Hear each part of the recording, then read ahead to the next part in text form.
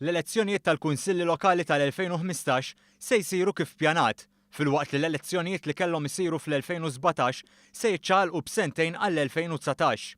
Il-Ministru għall-Ġustizzja, Kultura u Gvern Lokali Owen Bonnici ħabbar dan waqt konferenza tal-aħbarijiet.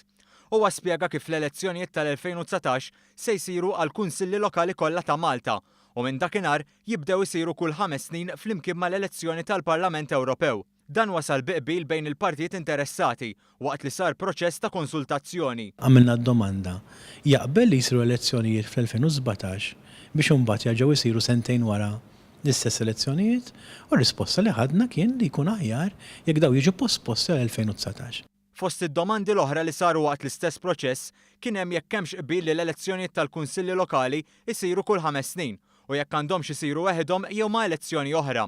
Il-Ministru Owen Bonnici semma wkoll il-benefiċċji li joħorġu mill-fatt li dawn l-elezzjonijiet se jibdew isiru kull 5 snin. Il-Kunsill Lokali jista' jippjana iktar, jista' jara il-ġid tax-xogħol tiegħu wara 5 snin, jista' mbagħad Kunsill Lokali jattira iktar votazzjoni mill-pubbliku, iktar nies joħorġu jivvotaw, u mbagħad hemm il-kwistjonijiet li r-riżorsi finanzjarji tagħna nkunu nistgħu nagħtuhom lura lill-Kunsilli Lokali li għandhom bżonn għajnuna finanzja biex jimxu l-qoddim. Żied jgħid li waqt il-proċess ta' konsultazzjoni l-Oppożizzjoni uriet mod iżda tkellmet mod ieħor.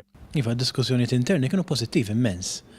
Però mbagħad fl-aħħar tal-ġurnata tawna opinjoni fejn bdiet bille u spiċċat bille. Il-Ministru Bonnici għamel referenza wkoll għar-referendum dwar il-kaċċa.